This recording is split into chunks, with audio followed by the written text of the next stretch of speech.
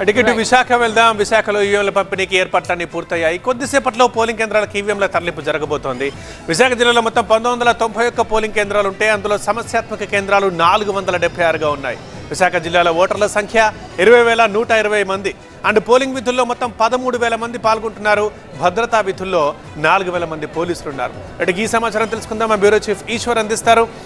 ఈశ్వర్, అంతా సజావుగానే జరుగుతోందా? సిబ్బంది అందరూ వచ్చేసారా? ఈవీఎంల పంపిణీ స్టార్ట్ అయిందా? ఎలా ఉంది పరిస్థితి? ఈ ఉదయం 7 గంటల నుంచే ఈ ప్రక్రియ ప్రారంభమైంది. ఎన్నికల సామాగ్రికి సంబంధించిన పంపిణీ కార్యక్రమాన్ని అధికారులు చేపట్టారు. ఎందుకంటే చాలా పెద్ద ప్రక్రియ ఇది. దాదాపు అన్ని గ్రామాలకి వెళ్లాల్సి ఉంటుంది కాబట్టి ఒకసారి మనం ఇటువైపు రైట్ సైడ్ చూస్తే బస్సులు ఇక్కడ దాదాపు పెద్ద వందల సంఖ్యలో బస్సులు ఇక్కడికి పరిస్థితి కనిపిస్తుంది. ఇవన్నీ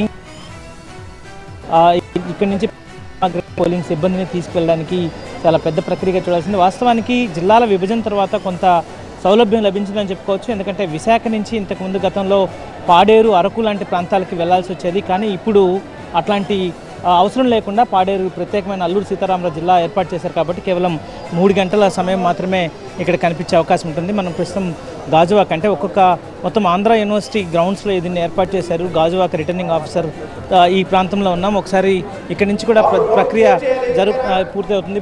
ఆర్వో గారు లేరా, ఏం జరుగుతుంది ప్రక్రియ? అందరూ వచ్చారా? పిఓలు అందరూ వచ్చారు సార్. ఏం జరుగుతుంది? ఇప్పుడు డిస్ట్రిబ్యూషన్ ప్రక్రియ స్టార్ట్ అయిందా? స్టార్ట్ అయిందండి. బయలుదేరా కొంతమంది కొన్ని పోలింగ్ బూత్లకు వెళ్ళారు? లేదు ఇంకా వెళ్ళలేదు, ఇంకా స్టార్ట్ చేయలేదు. ఇంకా ఇప్పుడు ఎన్ని గంటలకి రీచ్ అవుతాయి అన్ని? ఇది ప్రస్తుతం అయితే అందరూ పోలింగ్ ఆఫీసర్స్ అందరూ ఇక్కడ చేరుకుంటున్నారు. దాదాపు ఒక్కొక్క పోలింగ్ బూత్లో 7 మంది వరకు సిబ్బంది ఉంటారు. ఒకవైపు రెవెన్యూకి సంబంధించిన వాళ్ళు కావచ్చు, లేకపోతే ఎన్నికల పోలింగ్కి సంబంధించిన ప్రక్రియ ఒకటి చేపడుతుంటే భద్రతకు సంబంధించి మరికొంతమంది పోలీసు అధికారులు దాదాపు 4,000 మంది ఇక్కడ విధుల్లో ఉండబోతున్నారు. సమస్యాత్మక గ్రామాలు, అత్యంత సమస్యాత్మక గ్రామాలను గుర్తించారు. అన్ని చోట్ల అత్యంత సమస్యాత్మక గ్రామాలు ఉన్న అన్ని చోట్ల వెబ్ కాస్టింగ్ చేస్తున్న పరిస్థితి కనిపిస్తుంది. సో ఈ నేపథ్యంలో పెద్ద ఎత్తున జరుగుతున్న ఈ ప్రక్రియకి సంబంధించి భారీ ఎత్తునే ఇక్కడ నుంచి ఏర్పాట్లు దాదాపు చివరి దశకు చేరుకున్నాయి. మరి కాసేపట్లోనే పోలింగ్ సిబ్బంది ఇక్కడ నుంచి వాళ్ళకి కేటాయించిన